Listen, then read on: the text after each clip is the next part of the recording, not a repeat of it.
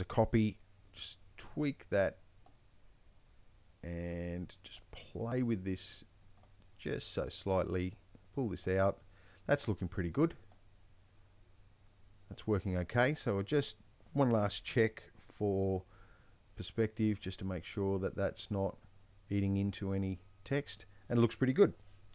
So what we're left with there, if I just go back to my camera view, give that a quick, I can grab everything. It looks like I'm a little bit off center now. Let's pull this back over slightly. Give that a render. We're looking pretty good there, but it all comes to life with lighting and materials. Now, this is not a tutorial on lighting and materials, but I am going to show you enough to get you to, so that you can polish this. So if I just bring up my material editor, we're just going to be using the default scanline and default materials, default scanline renderer and the default materials. First one is going to be silver, and I'm just going to make it, click on the color swatch here, make it a little bit lighter and just put a hint of blue in it. Go okay. So this one's silver. I'm going to drag this across to the new swatch there, and this one's going to be called red, and I'm going to change the color to a red and then just darken it down a little bit. And just in this first one, slide down to your maps, click on reflection, click on the map swatch and come down to ray trace and go okay. Now if I click this little background, you can see how reflective it is, and it's way too reflective.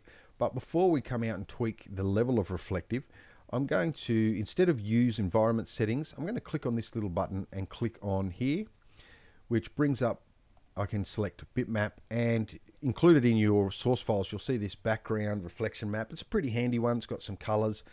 It'll do for what we need, and you'll see now that my reflection is using that as well as the actual reflection itself. So it's not just using the map, it's reflecting the red against the silver and all that, and you'll see what I mean in a moment.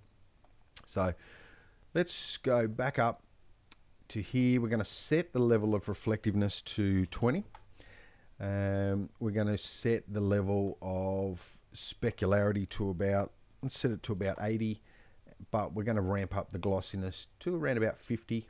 That's going to work okay.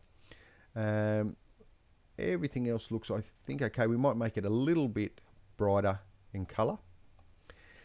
And we'll just repeat what we did before. Just click and drag this over here and then type in red, only this time it's going to take the reflection map with it, and we can just change this to a red color and then darken it down. Go okay. So I'm going to select those two rings and